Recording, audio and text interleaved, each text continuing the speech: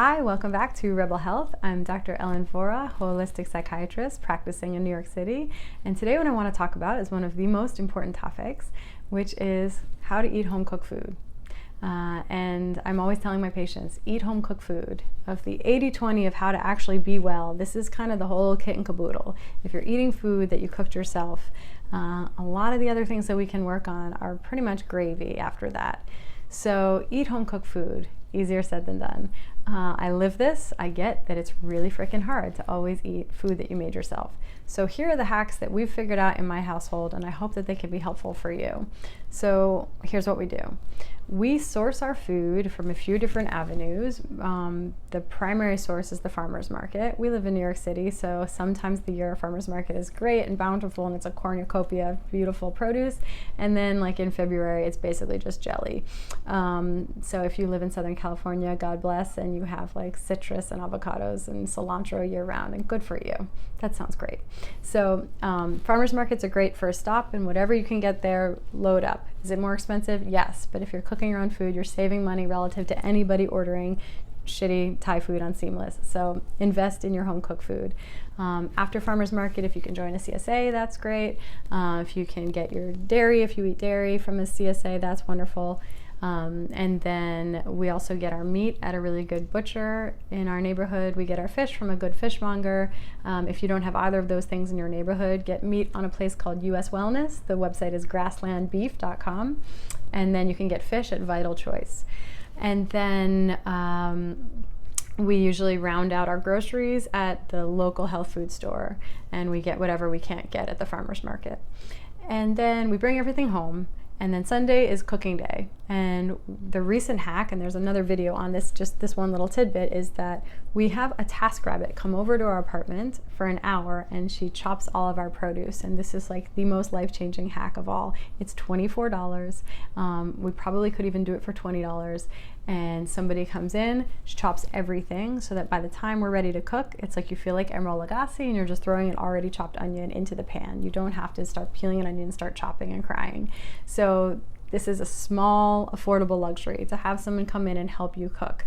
And even though it's $20 and you'd rather not spend $20, you'll still save money in the long run because you're cooking homemade food. And $20 is like one meal of shitty Thai food on Seamless, remember? So this is actually preparing your food for the whole week.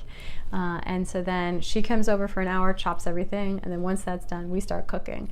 And here's what we make to make this easy.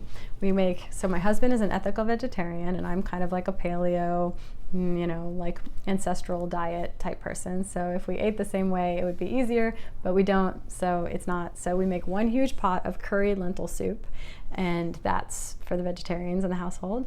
And then we make a huge pot of usually a beef stew or a lamb stew, and sometimes we'll throw in a little offal, like organ meats, just to get the nutrients that are in organ meats. They're very nutrient dense. And then we'll usually make a big pot of greens, we'll make a big pot of mushrooms, we'll make a huge vat of potatoes or sweet potatoes or both, and usually we just make that in our Instant Pot, and then we mash it up with olive oil, ghee, salt and pepper, and fresh rosemary from our garden, which is our windowsill.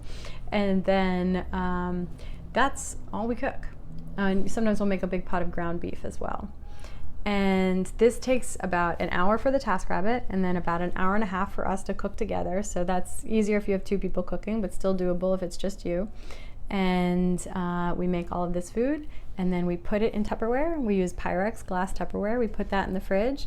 If we were really on our game, we would freeze some, but we never do that. So we put some in the fridge, and that's our lunch for most of the week. And then when things start to get a little swaggy towards the mid-end of the week, we no longer want to eat this beef stew and this curried lentil soup. So by that point, we start doing quick cooks. So on Sunday, when we're having everything chopped, we also chop some onion and put it aside, some garlic, put it aside, and some greens, and put it aside with a paper towel in a Ziploc gallon bag. And that's ready for quick cooking later on in the week. So then we get some kind of quick cooking thin piece of meat, like bacon or a little fish or a little minute steak, put that in the pan, cook it quick, takes about 3 minutes, and then we put greens that have already been chopped and stored in the fridge into that grease, cook that for like 30 seconds, take that out, and then I'll usually either microwave a little bit of those sweet potatoes or white potatoes from the vat that we made on Sunday, or I'll even throw that into the meat grease if it's greasy enough, and just to get that warmed up with extra flavor and nutrition. And so then that would be my dinner on Thursday night when I no longer want to eat beef stew.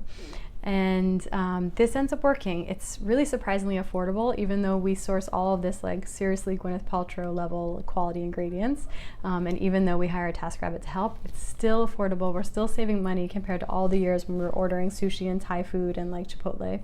And we're eating a lot better. So I hope this is helpful. And then we'll see you next time on Rebel Health.